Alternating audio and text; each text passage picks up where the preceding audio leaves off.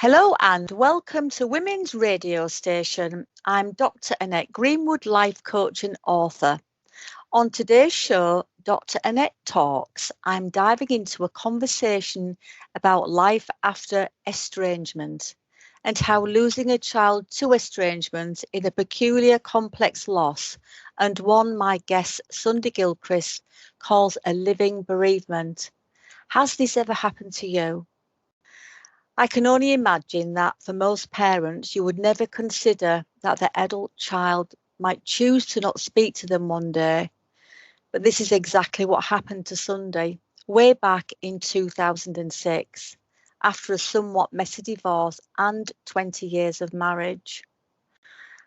Having to come to terms with her daughter's exclusion out of her life has been an opening into a deeper understanding of herself and others, and how humanity has still so much to learn around loss, change, consciousness, difference, and conflict. The shadow side of life and relationships. This sounds really deep and very emotional. So I think this interview is going to be somewhat very interesting. And so I'd like to introduce everybody to the wonderful Sundy. Hello, Sundy. How are you? Hello, Annette. I'm good, thank you. And thank you for inviting me to do this, what I think is a really important sharing and conversation. 100%. I mean, I've heard of things like this and had a similar experience, but nothing goes anywhere near the sort of thing that you've been talking about. I mean, this has got to be one of the most emotive interviews I've ever done. And for most parents or grandparents listening to this who may be facing the same difficulties you've had, my heart goes out to them. So how are you feeling today? Because this must be really emotional experience. And I guess my first question is, where would you like to begin, with your journey and your story? Oh, yeah, thank you. Yeah, listening to you introducing that, it did stir feelings inside my body. And like one of the things that has been absolutely key for me has been learning how to manage my feelings, the feelings of grief, loss, sorrow, and rejection, and I think where I'd like to start, and it's a really good question to ask me, because one of the difficulties is that, these family stories around upsets in family settings brings up its own particular problem of talking about others who are part of the family and who are very much still alive and may or may not hear, read, or see me and others like me sharing this, well, any sort of conflict within families. And it's sort of like breaking through a taboo, that invisible line of what is it okay to share, and all those the questions around confidentiality. Am I breaching somebody else's confidentiality? And how, now that I'm so many years into this, how that backdrop is always in the back of my mind as to how do I share this in a way that doesn't bring blame, shame, criticism, judgment on myself or anybody else in my family. And over the years, I've had this explore into sharing my story and my experience of what's happened to me, from a place of where, I can talk about it without the feelings and the emotions that I felt when the things were happening being present in my current telling of the story. And recently I read or heard somewhere that retelling your story without the emotion attached to it is what's known as wisdom. And so that hearing that gave me some extra confidence and courage to keep on sharing what I'm sharing, because if I don't share, if people don't talk about these things that are sort of slightly forbidden in inverted commas, people don't get to know, and it stays hidden. And what we know now is that abuse and shame, what they like the best to thrive is to be hidden away, like you talked about, the shadow side of experiences, and the shadow side of life. And unless we actually pull back the covers a little bit and brave ourselves enough to share it, it just remains hidden, and people feel isolated as a result of that. So me talking about it is, and has, attracted lots of other people to me to think, oh, thank goodness somebody's talking about this in the public arena. So I suppose that's my starting point, that how difficult it has been to overcome that sense of this is forbidden to talk about. And I guess, Sunday, that just saying there about, the grief, the loss, the forbidden, the shame, all those emotions that you've experienced, and that part about it being forbidden to speak about as though you've done something wrong. When you started to share this and found that there were other people experiencing the same as you, did you kind of start to feel a little bit more enlightened by it? Because actually I'm not alone. Because no matter what you say, is when you experience anything like mental health, depression, anxiety, you feel you're the only person in this situation. So I would imagine this is a similar experience, is it? It's interesting you say that. I remember the first time I thought, well, it can't just be only me. And that was when I was a young mum and I was experiencing postnatal depression. And I couldn't find anybody else who was talking about it. And I'd be 23 at that time. And that's when I realised, actually, my experience, I'm not the only one. I know I'm not the only one. So that, I think when I was 23, that's when I started to think, I've got to start speaking up. And that seemed to be my mission, like speaking up about stuff and asking those difficult questions that people would really quite not want to be asked. And I was quite shocked at the level of secrecy around postnatal, how it was hidden away as sort of shameful. Women can't cope with having babies and change and all that sort of stuff. And it's trickled all through my life, through the menopause, and so much of this stuff is just hidden away. So I think I always had this sense that I am not alone, and that actually is what occurred. I suddenly had reached the point where I thought, I'm sure I'm not alone. And I put a post up onto Facebook and said, I'm experiencing a bereavement and it's not through a death, and then explained what was going on. And as a result of that post on Facebook, social media, I got these people saying, me too, me too. And that's how this community grew in the Facebook world of healing parents. Yeah. And in that community, I know you've got, is it 1,500 members, something like that? Yeah. And it's every day there's somebody asking to come in.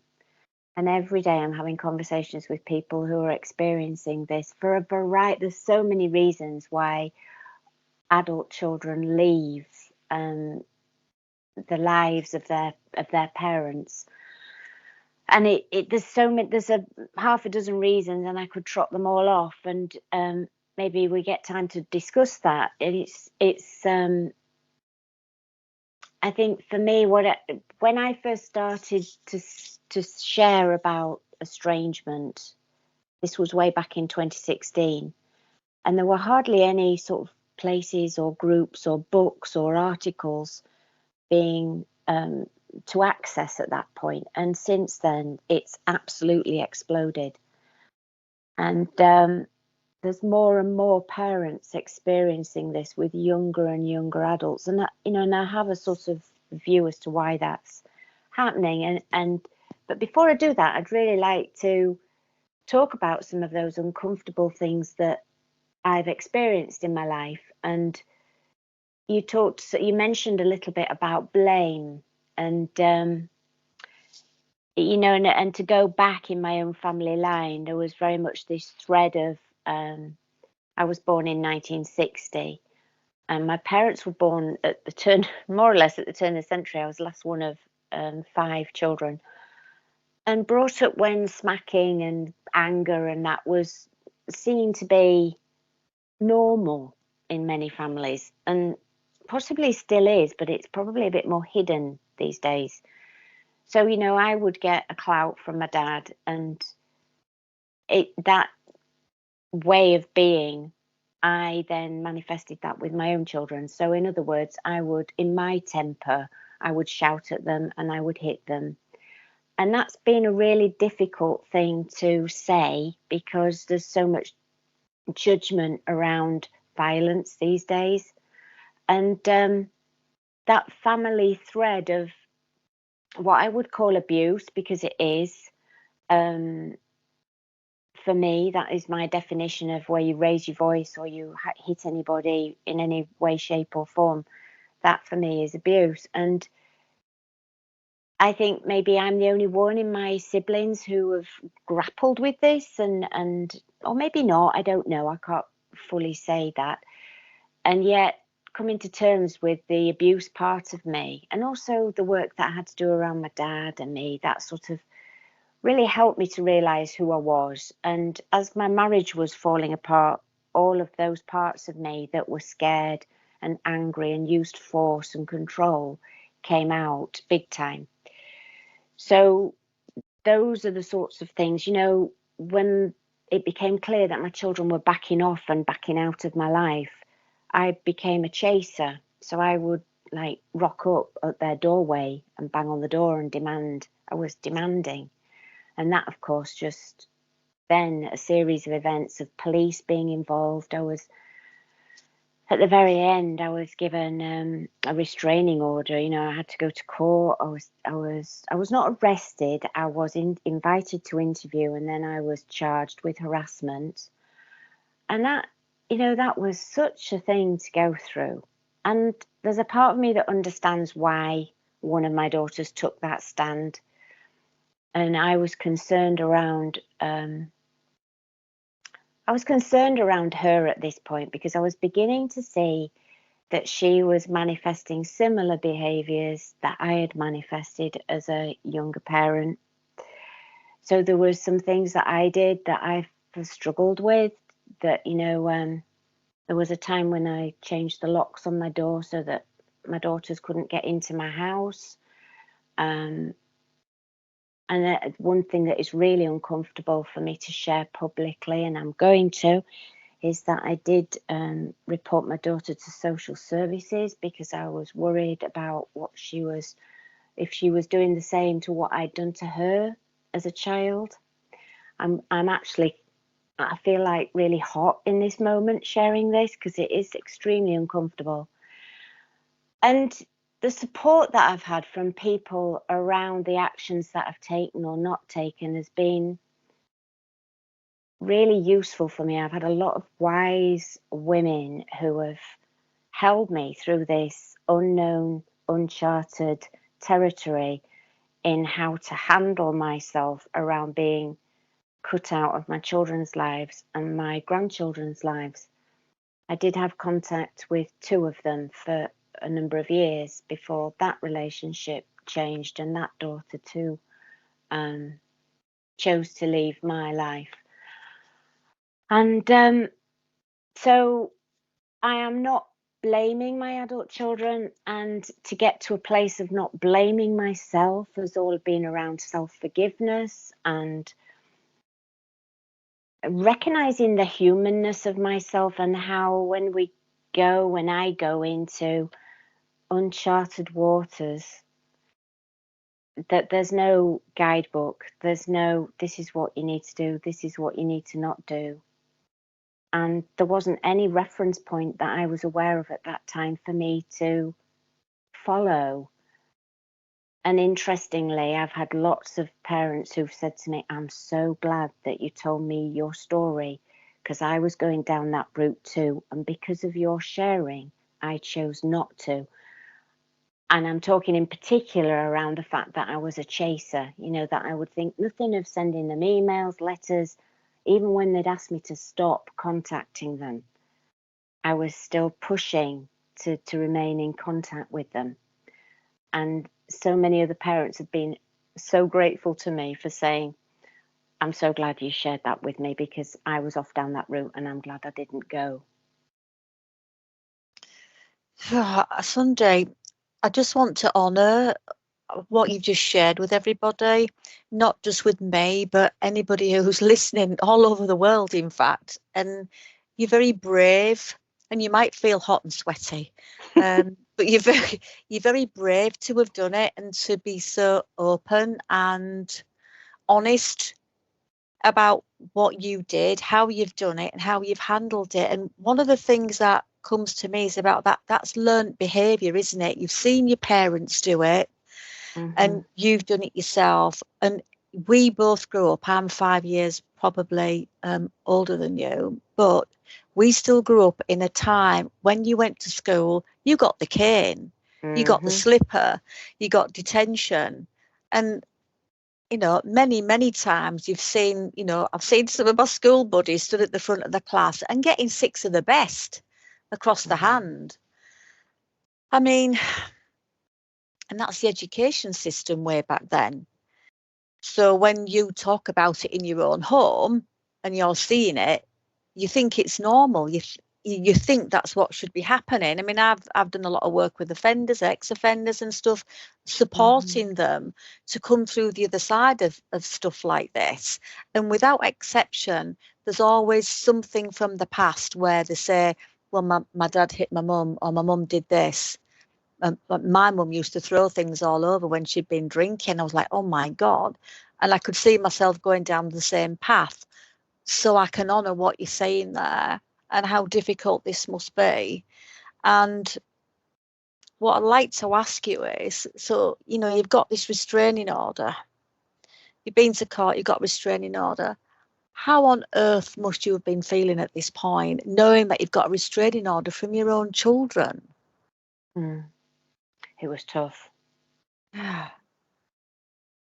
It was really tough, and I saw the system. There's so much I've learned.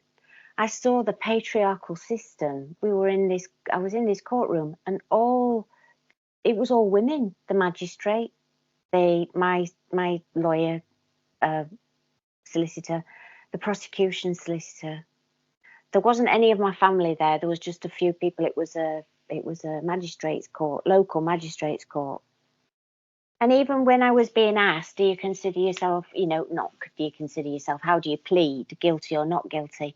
There was a part of me that was going, and I'm not guilty. And I was so upset, I think, with the patriarchal structure of that courtroom, that there were all those women who were mothers. I think the judge, actually, the magistrate, took pity on me, because she said all of Gilchrist's children aren't speaking to her, and it's a very sad thing. And I mean, I was charged with unwanted emails. That was the charge. And it seems so ridiculous. It was a year that I had no indirect or direct contact with just one of my daughters. And she was the one who I'd had contact with my grandchildren. So I was it was a terrible time. This was 2016, and the restraining order was for a year. And I had Stephen, my husband, who is not the father of the children, of my adult children, supporting me, and a couple of other women who were supporting me at that time. And the whole process of going into a building where one door shuts behind you before the next one opens, it took me into a shadow world of criminality that I thought, God, this is awful. And then having my fingerprints taken and my DNA taken, and and some people wonder. It's interesting because some people would possibly wonder, how could I actually forgive that?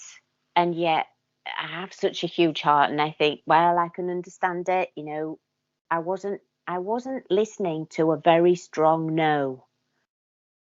And it was nearly impossible for me, because I loved these people. Well, I still do. And for me to lose contact with two grandchildren, 4 and 2, and I could make it very emotive and make it seem like my daughter did the wrong thing. And yet that was all she knew to do at that time. That's what I see. That's what I see. And so, it's like it has been the most amazing and the most excruciatingly painful journey. And, that wasn't the only event that was painful, which the other events were babies being born that I didn't get to see. That was really hard. That was really, really hard. I was very emotionally unwell for quite some time after my first grandchild was born, because that was like another bereavement. And then there were weddings that I didn't get to attend, and and I'd find out. And then there was all the complications with my extended family, because they were still in contact and I wasn't. And those conversations between those people were awkward, because, I was asking, have you seen my girls? And they'd either be yes or, it was difficult. It was so difficult. And I learned I've learned how to detach while still remaining connected. I saw I had a neediness around family that, at one time I thought I couldn't survive without them in my life. And that's very much not the case now. And as I've worked through myself and explored healing and communication skills in particular, and emotional management, I'm ready for reconciliation. And that there was no way that I would have at that time, like 5 years ago, I wouldn't have been ready to reconcile, because now I'm grounded, I'm solid, I can handle myself in stuff that comes at me. I mean, I've had 5 years of holding a space where people are very upset, and sometimes that upset has fallen onto me. And I've learned along the way how to stay present and stay kind and stay in communication with that person, no matter. And I'm talking about online, not face to face. So the beauty of online personal growth, communication skills discovery, is that it's on a screen. It's a little bit protected from the reality of somebody standing in front of you, so angry, like my dad used to do, so angry that there's shouting and this abusive energy coming off them. And I don't know where my girls are at. I don't know where my daughters are in their evolving. And recently, one did reach out last year and met with me for 2 times, and ended up, we had 2 really lovely conversations, and then she emailed me to say it was too difficult, she couldn't do it, and so she went again, and I was okay. It's like we're all on our journeys, and I love her, I'm holding a space for her. I know it sounds a bit patronizing, and I'm cheering her on, because I think one of the most difficult, I work with so many parents and so many children, because we're all children of some parents who have got unfinished business with their parents. Some people even go to their grave with unfinished business with their parents. And I think it's something that we all can recognize, that we've got something around our parents. and I consider myself to be really fortunate to have worked through my stuff with my dad, and actually got to thank him for my childhood before he died, and told him that I loved him, and he cried, and this would have been a big, strong bully of a man, and he said how I worried whether he'd had a nice childhood, Sunday. And I said, Dad, I had a great childhood. And that felt so great, because all that, I could see that all his reactivity was just his history, his upbringing, same as mine was, same as perhaps some of my daughters are, I don't know for sure. But we're all dealing with sort of like these hereditary patterns that run through families. Thank goodness I haven't got a sexual, some sort of sexual abuse pattern in my family. I have no idea how the women who deal with that really talk about that, because mine's just hitting and shouting. That's all my abuse pattern is. And that's bad enough to share in a public realm. But when it moves into sexual abuse, that I really take my hats off to the women who have to deal with that in their family line.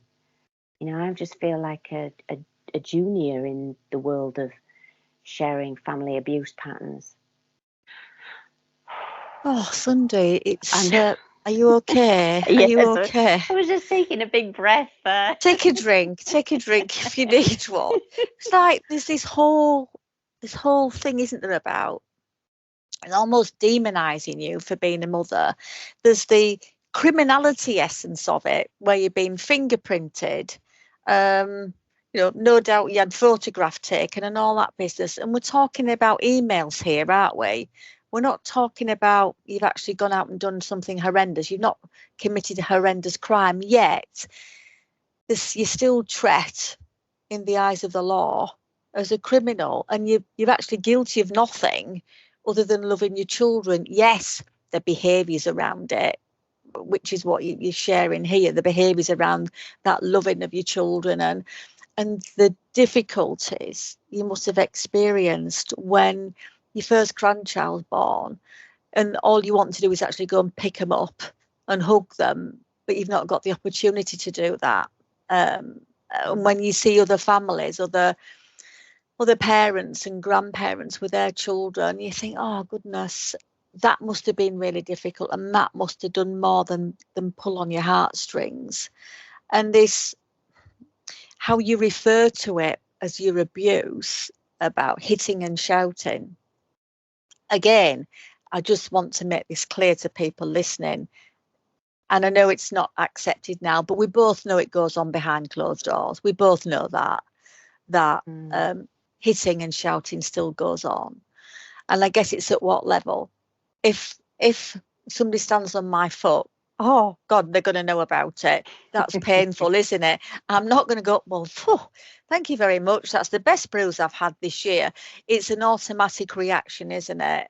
Mm-hmm. And when your children, particularly if you're a mother who's got postnatal depression, mm-hmm. and you are on your own at home, you're living with those kids, maybe you've got a toddler, you've got a new baby, you're breastfeeding, the demands on you as a mother are absolutely immense. And I know they try to deal with things differently now, don't they? There's a naughty step, there's this, that, and the other. Sometimes that works, sometimes that doesn't. But just going back to being a new mother with postnatal depression, and as you say, hidden away, it's not allowed. It seems to be this thing around women, doesn't it? Not allowed to talk about menopause, not allowed to talk about periods, not allowed to talk about PMT. It's as though we live in a completely parallel universe at times, yet now we are seeing organisations, companies, I know of a few, where they're actually supporting women in the menopause, they're supporting women through postnatal depression, and they're really forward-thinking companies. But we still know there's a big way to go with that yet. So with your experiences and the online community you've got, and it feels to me like you almost need to be doing more than what you're doing. I don't mean giving more, but it almost seems like, my God, there's something here bigger that's going on. There's something bigger at play. So all these people who are coming to you, I'm guessing parents and grandparents alike, what is it, how is it that you're helping them, in what way? And I mean, just before I forget this, did you have help yourself to move on from? Because I know you've done a lot of inner work, haven't you? So were you working with somebody? Did you find somebody to help support you? Because on what must have been one of the most extremely difficult journeys of your life.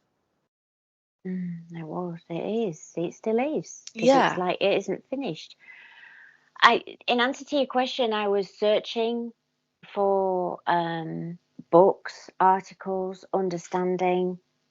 I didn't have anybody specifically, and I had a lot of healers around me at that time. Women who the first time, because I went in the wrong places. I think we do. We tend to go to family when we say I've got this stuff that's going on in my life, and family either are there or they're not there. And my family weren't there, and I don't hold any resentment or judgment or anything against that now, because actually that then allowed me to, okay, I need to find where I will get support. So there was something inside of me that is a seeker, or it was a seeker, you know, like, where do I, and it was like I followed this sort of intuitive calling, like, go look for this, go visit that place, go have a treatment with that person, and then that person would tell me the next person to go to. I'm talking about people like who were dealing with Reiki, acupuncture, massage therapists, people who were looking at the inner, the consciousness of who we are as human beings. So all of that all together over, I started this sort of like inner journey in 2001.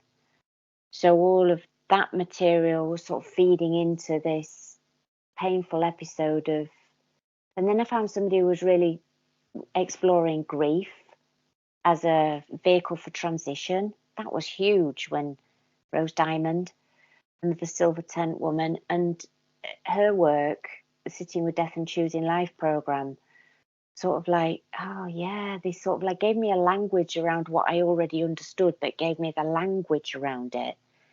They're actually leaning into the grief instead of running away and feeling my feelings, how to process them healthily. You know, I'd like go a bit nuts with the cushions and stuff and punch bags and stuff, and had to get over, this isn't very ladylike or very spiritual, Sunday, beating the hell out of some cushions, you know. Getting over the self-judgments of myself, you know.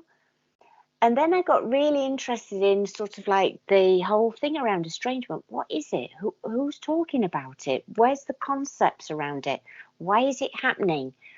What are these new words that I'm learning, such as flying monkeys and narcissism, and there's a whole new language, which, by the way, I don't use because I don't think it's healthy going down this labeling route. And yet, so all of that, I found it really exciting. And I've got a personality that really embraces a challenge. I'm very lucky in that I've got this, you know, okay, bring it on. If we're going to have to deal with it, bring it on. I have that sort of attitude, and very much, I've got some leadership stuff in me, you know, in a way that me sharing my story has allowed people to see a path. You know, that bridge that Indiana Jones has to cross in where he's, yes, I'm the one that's throwing the sand on the invisible bridge so that others can see it. And then they've got a choice as to whether they've got choices, because without information, we can't make choices.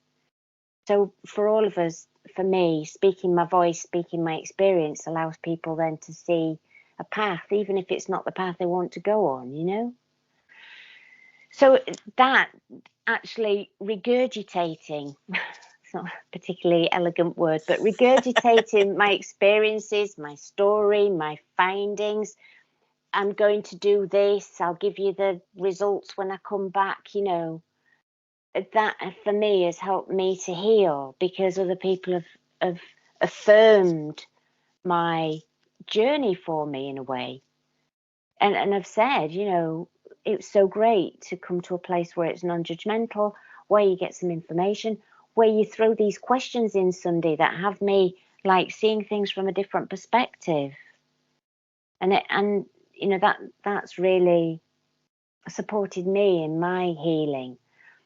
And I started this off saying that, you know, like going to family, I didn't feel validated in my, it was almost like, you know, go away and sort it out yourself type thing. And the first time that somebody said to me, Sunday, that's awful what you're going through. Yeah.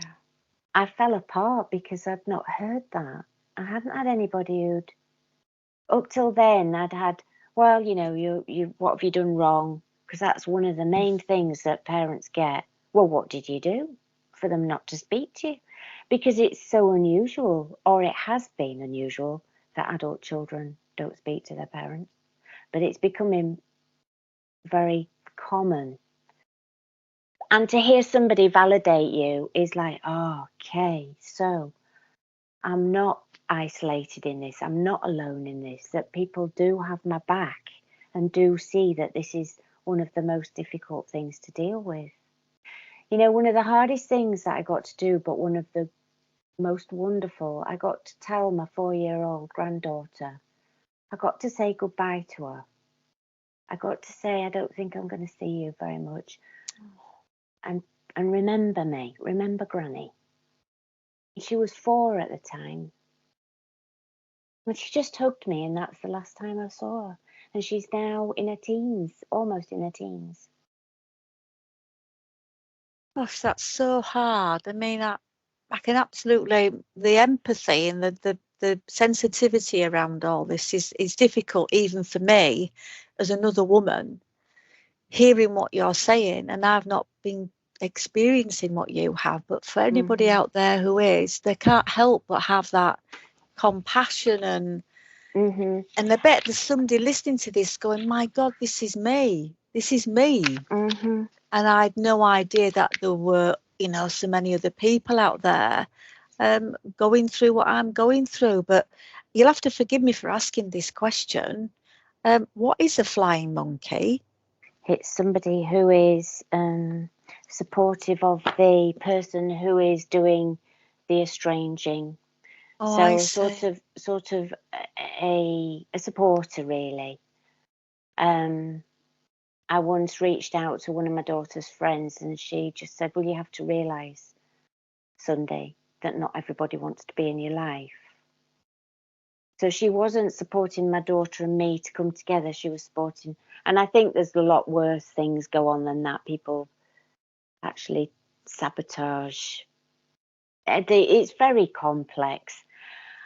But I think what I want to bring in here, that I can tell my story, and it can bring people into a place of division and allying themselves to the person that they perceive to be the victim, and persecuting the person that they seem to be the antagonist.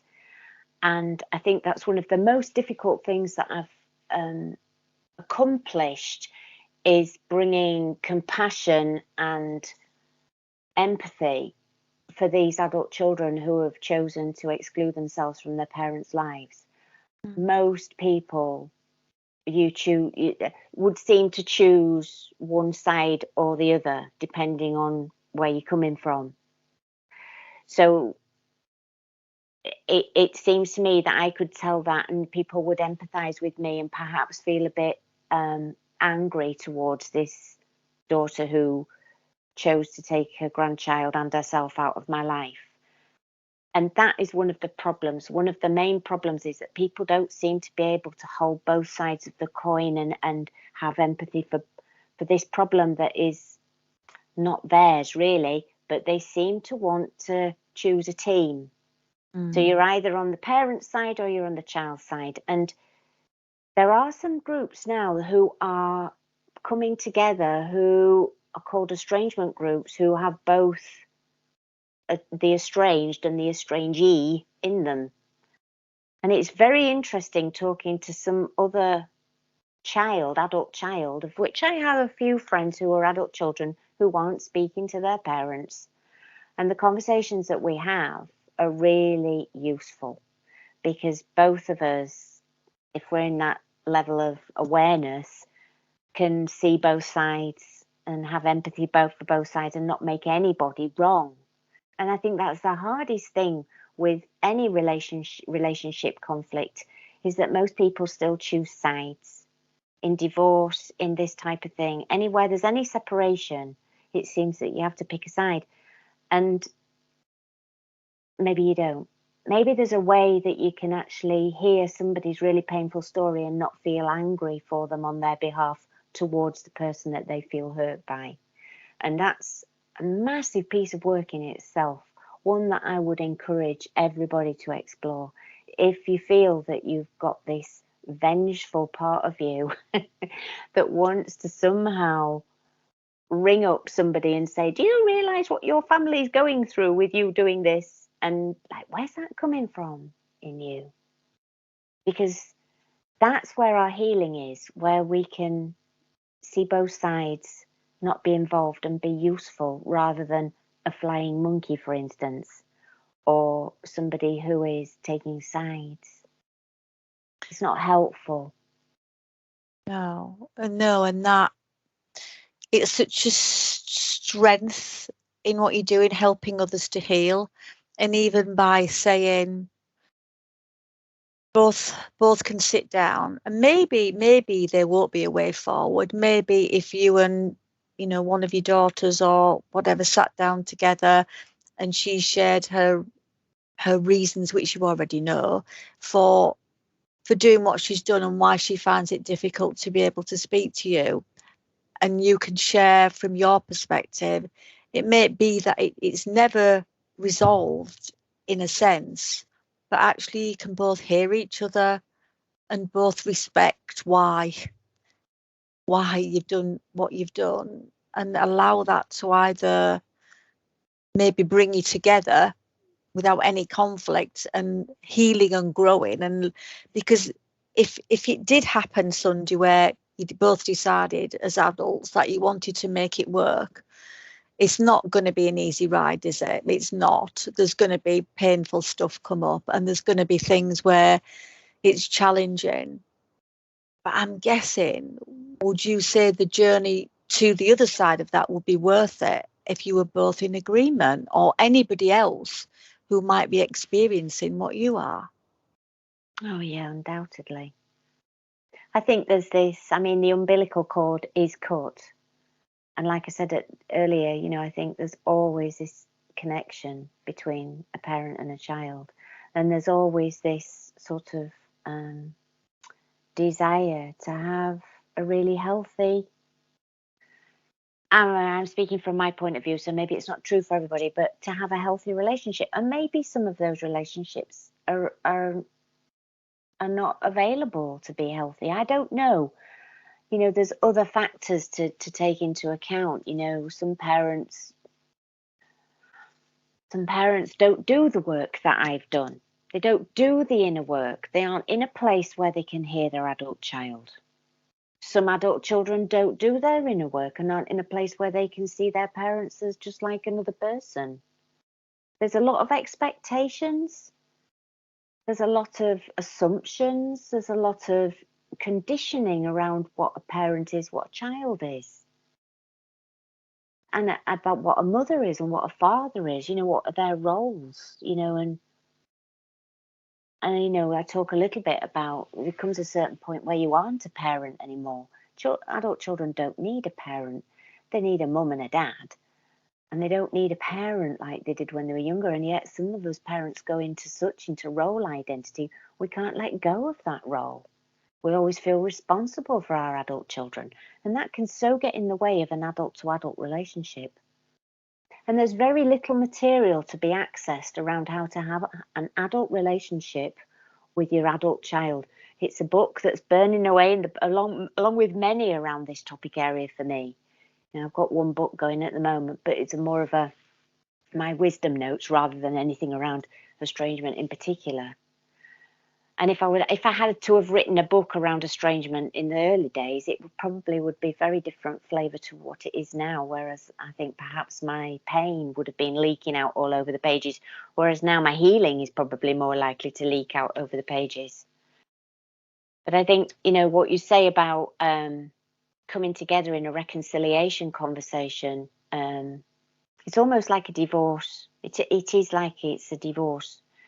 And there's some weird stuff going around children who are suing their parents for being born, etc.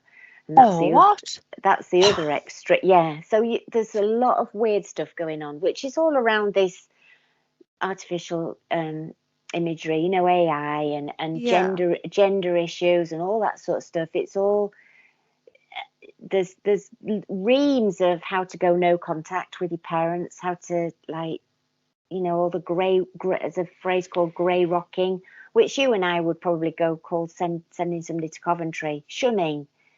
There's how to shun your parent. It's like what's going on in social media world.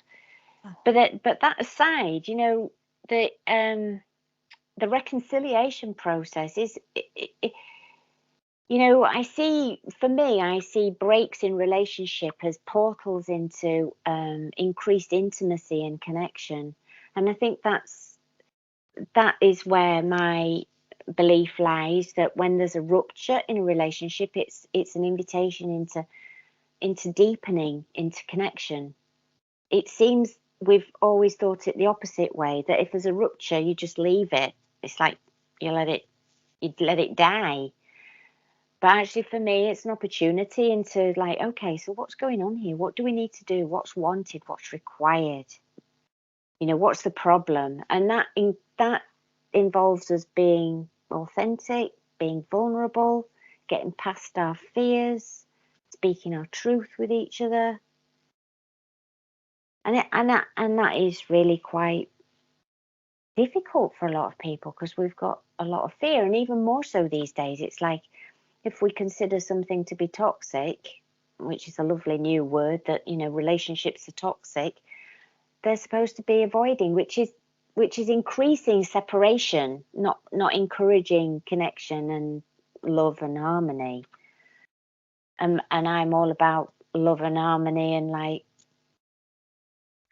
coming closer together, even if it's difficult to talk about. And isn't it sometimes, I'm sorry, I didn't mean to interrupt there, Thank just you. something, isn't it at those times when you find it difficult to talk about these things, that is the time? Yeah, and it's about, how do you handle your emotions when it's difficult? How do you say to your partner or your child, right at this moment, I am scared to death. My stomach is churning, my heart's in my mouth, and I'm worried that you're going to be upset with what I'm going to say. And what a lovely invitation into telling your truth and setting the scene, and then explaining how you feel. And then the key thing for me in relationships is asking for what you want, which so many of us are great at saying what we don't want. But you can't deliver on a don't want. You can deliver on a want. If somebody says, this is what I want, but we're so not used to saying, this is what I want, or asking for what I want. And because what if somebody says no? And like Father Christmas, you might not get what you want. Yes. Or I asked for a bike and I got a doll, that kind of thing. And that lovely phrase we had as children, which I want never gets, Then the parents used to say, what do you want? When you're in a restaurant or a cafe or ice cream or whatever, and they're saying, what do you want? And then sometimes they'll bark out this, what you ask for, you don't get. It's really bizarre being a child, isn't it? Absolutely.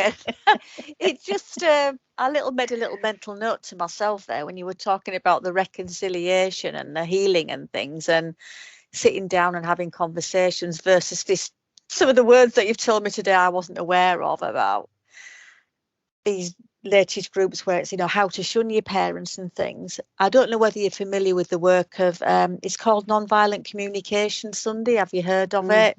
Yeah. And is it Marshall B. Rosenberg? And there he is, or was. I mean, I think he's passed over now, hasn't it? But his work still continues. He's there trying to do exactly what you're talking about, where both parties are actually sat talking, and it might not be that they end up being together, but the journey and the healing of all that, it can't help but have a deeper impact, because we've all got issues in our lives, haven't we? We're all human, and we've all got things that have happened, whether it be childhood or, I have, most people I know have, and most people when I was at school wanted to throttle the parents. Not one of them. There was always something, wasn't there? But I get this kind of sense of the journey you've gone through. You're connected to a source. You're connected to source inside. So that, and whether this scares people a little bit, where you're talking about the godlike self because of that journey, and how you could be bitter, you could be self-blaming, you could be doing all that all the time, but there's nothing to be gained from that, nothing at all. So you've gone through this deep deep healing journey, learning self-love and forgiveness. So would you say that's quite where you're at now, where you're connected to a source, an inner source that's helping you reach out and do the work that you're doing now in the world? Yeah, kind of. I sort of get it. It's difficult for me to actually own. I think it's difficult for maybe it's not for some. I do love myself, and that's easier for me to say these days. I do know that I have a lot of wisdom. I do know that my heart is huge and that I want to serve the world. I do know that I've got a certain way that seems to resonate with a number of people. I feel like I've got I found my purpose. I'm not searching for why am I here anymore. This feels like my journey. And I suppose I still struggle a little bit with, it's sort of divinely given, or even though I secretly might think that in my mind, some of the stuff that I write is like, when I look at it, I think, where did that come from? And it does seem to just come out of my fingers like magic. How some people are artists, and I'm sure that I'm not alone in that. Writers who just love to write, just get this download and you just like write it, and then somebody goes, yeah, it's great, it really touched me, or oh my gosh, I've not thought of it like that, and you think, yeah, somebody needed to read that, somebody just needed that in that moment. And you're right, I could have chosen to be bitter and angry and resentful and like carry it and vengeful, and I learned that somebody that what kept rattling around in my brain was like revenge or anger against somebody else is like serving them poison and you're the one eating it, because I was just destroying myself really by being like that. And I did go through that phase where I was very angry and wanted to hurt, and that was an old pattern, and that's gone now. And I see so many other parents coming in like that, and then they come into the environment, into the community, and they can kind of turn it around, and realize that actually I'm harming myself, I'm making myself poorly with all of this, I'm getting whatever diseases, because these poison cocktail of the emotions that we feel, if we don't process them properly and move out of them, they get stuck in the body. There's a lot of evidence around now that, we're giving ourselves illness by unresolved emotional stuff. So I was determined, I've got a long life to live. I've got lots to do. I don't want to be carrying this bucket of poison around with me. And that's not to say that sometimes I do feel deeply sad and can really get into the, why did they do that? And I'm sure that they think the same about me, And it's how do we get past that? Well, you did that, and when I did that, and we could do that forever. And that really is like child playground stuff in adult bodies. And it's like, how do you get beyond the wounded child part of us, and grow into being adult and recognize that part of us that really got hurt is just the child part, and actually we can get past it. And I can, and get past the fact, most of the time now, I can get past the fact that I missed out on weddings, that I haven't had connection with my grandchildren, and I think part of me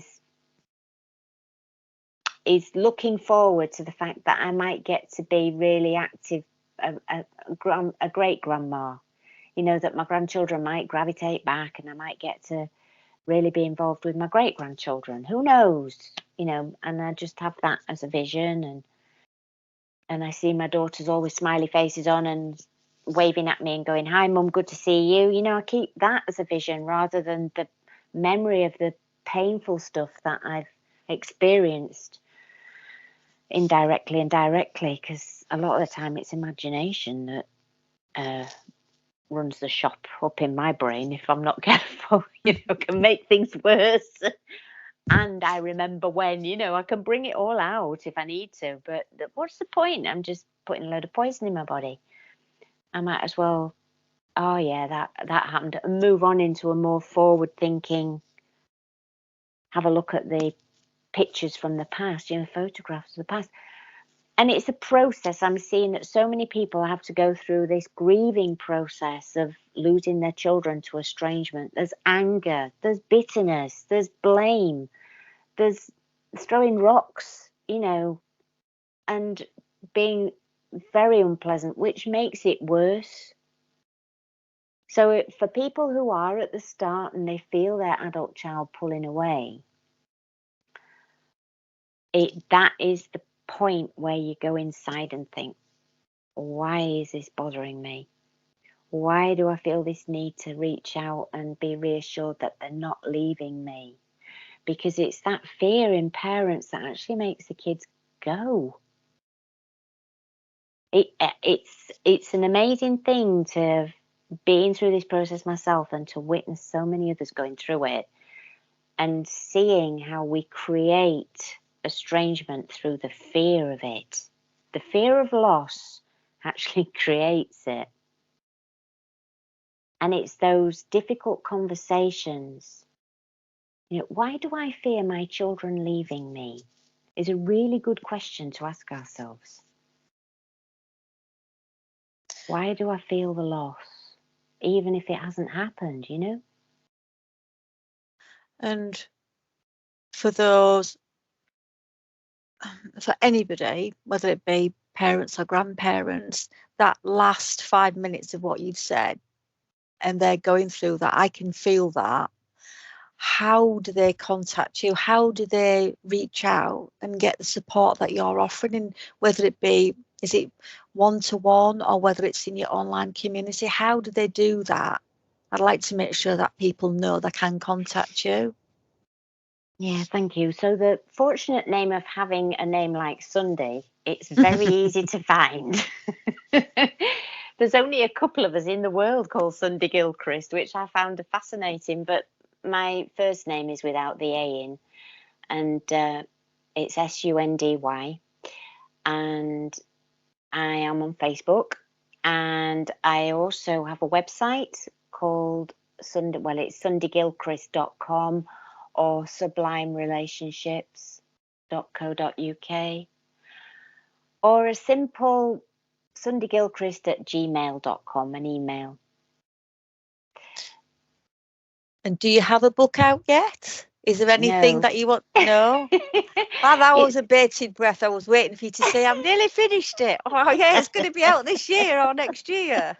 It's going to be out this year. So I just need to get it organised and get it blinking well up onto the platform. So that's going to be Sunday's Love Notes, and that's little bits of snippets of wisdom around 7 topic areas. One, estrangement's in there, and healing, and little sections of little bits of wisdom that I've generated over these years of doing this work. I'm a relationship coach by sort of like, that is my thing, but then there's specialism of estrangement, and I'd love to get people who are at the beginning of it, and just to an hour on a Zoom call with me could just like flick the switch a completely different way than going down into a full-blown estrangement with your adult child. And I offer everybody a free 1 hour on Zoom. And then if you wanted some one-to-one coaching after that, that's available. Oh, absolutely.